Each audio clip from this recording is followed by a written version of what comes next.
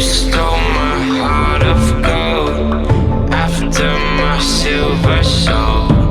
Can you dig any deeper now?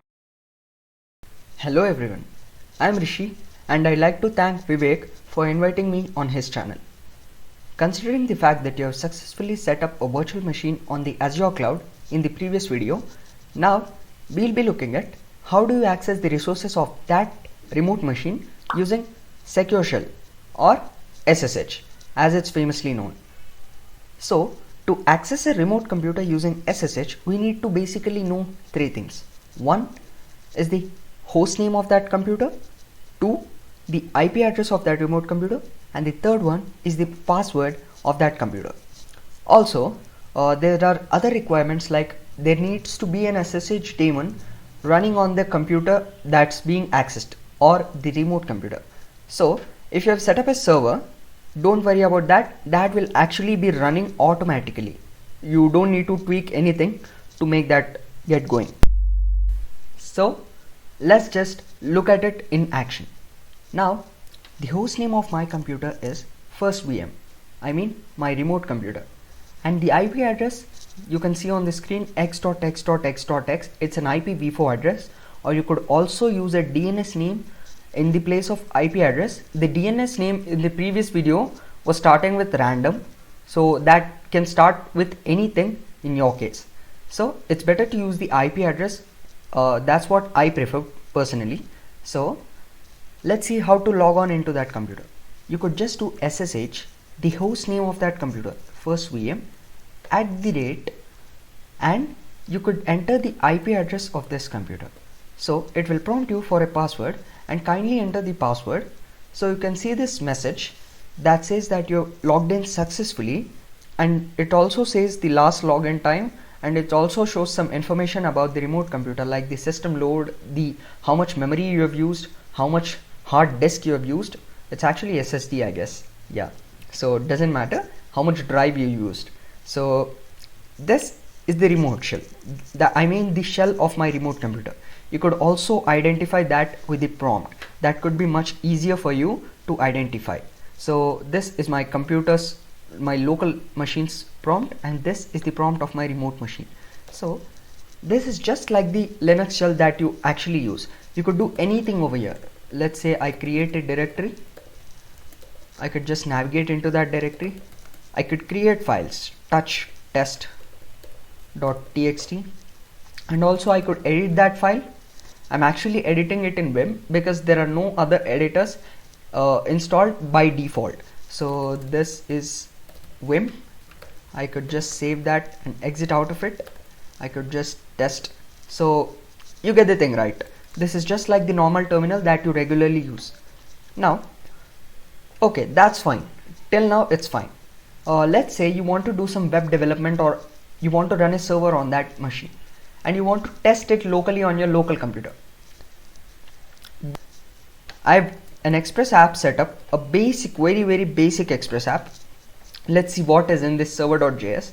It's just an app. It's listening on the port 6969 for get requests, and whenever there's a get request on the /route, it responds saying that response sent from the server running on the remote machine.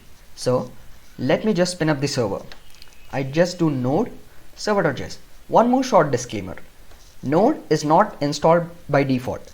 We'll be looking at how to install Node, Python, and other development dependencies or any other software in the upcoming videos, and we'll also look at how to install Code Server in the next video. So let me just spin up the server. It's running. So let me again SSH into my computer.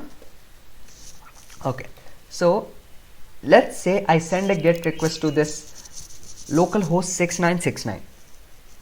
Now here localhost is actually what localhost means. It means that localhost is my computer.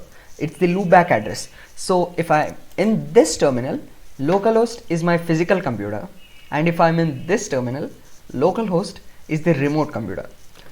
The IP addresses of both the computers are different. You could also check that by doing curl fconfig.me. So you got a different IP address, and you obviously know the IP address of this thing is different. So you get this IP address, that is this IP address that we've copied before. So till now it's fine, right? So I could just do curl and I'll be making a GET request to this 6969 port, and the output is as expected.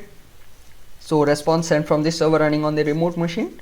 Now let's say I execute this same command from my computer. Let's see what the output would be. It says failed to connect to localhost port 6969. What that says is there is no application listening for a GET request on your local machine for the port 6969. You got the thing? So now whenever you're doing some remote development or local development, you have the tools necessary in your local machine, right? Like if you want to use Postman, or if you want to view the website, you can't view the website in a remote browser. That would be completely meaningless. You need to view the website on your local machine. So that is where something called as SSH tunneling, or more commonly known as port forwarding, comes into play. What that port forwarding actually is, will not be going into depths in this video. We'll just be scratching the surface. As I've said before, port forwarding or tunneling is basically, in layman terms, establishing a tunnel from one port on the remote machine to another port on your local machine, so that you can relay data between those ports. Or in simple terms, we could say accessing the remote resources that you can't access by default. So how do you set up that SSH tunnel? It is also done using SSH command itself with a capital L flag. That's pretty simple, but you need to get the hold of that syntax, how it's actually done. So let me quit out of this remote machine. I could just do Control D so that I could just log out of that machine. And to set up an SSH tunnel, what we do is we just run SSH first VM @ 20 197 60 195. That's fine, right? And here we'll give a capital L flag. This is basically, like in layman terms, requesting SSH to set up a tunnel. Now what do you want the endpoints of that tunnel to be? One is the 6969 port of that remote computer, and a colon, and the local host, and 6969. This means that you want to set up a tunnel between the 6969 port of the remote computer and the 6969 port of your local machine. Get the thing right? Now if I just press enter, it will ask for my password once again. So I just enter my password. Now you could see that this is actually a tunnel that's being established. Now this is going to be literally magical, guys. If I just do curl http localhost 6969, what I'd get is response sent from the server running on the remote machine. You get the thing? Now there is something actually running on 6969 machine, 6969 port. Sorry, that's not machine. This is what I said previously, relaying data or port forwarding. There's actually much into this. We'll not be getting into that in this video, but if you want a video on that, do make a comment. We'll be very happy to make a video on it. So let's say I open Postman. So it's actually open already. So if I send the request over here, you can see a response sent from the server running on the remote machine. I could also do this from my browser, localhost 6969. Everything is running pretty much fine. So this is the first step of remote development. In the further videos, we'll be looking at how to set up code server.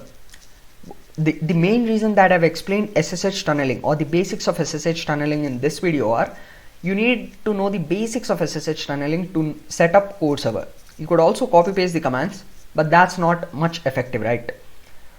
And we'll also be looking at how to install Python, Node.js and any other development dependencies. And Vivek is making excellent install scripts to deploy his Vim dot files so that you could get a pretty Vim, or to be more specific, pretty neo Vim. And that's it for this video. Thank you guys. Like the video, share the video and subscribe to Vivek as Coder. It's only gonna make me stronger. It's only gonna feed my hunger. Say the words, say the words.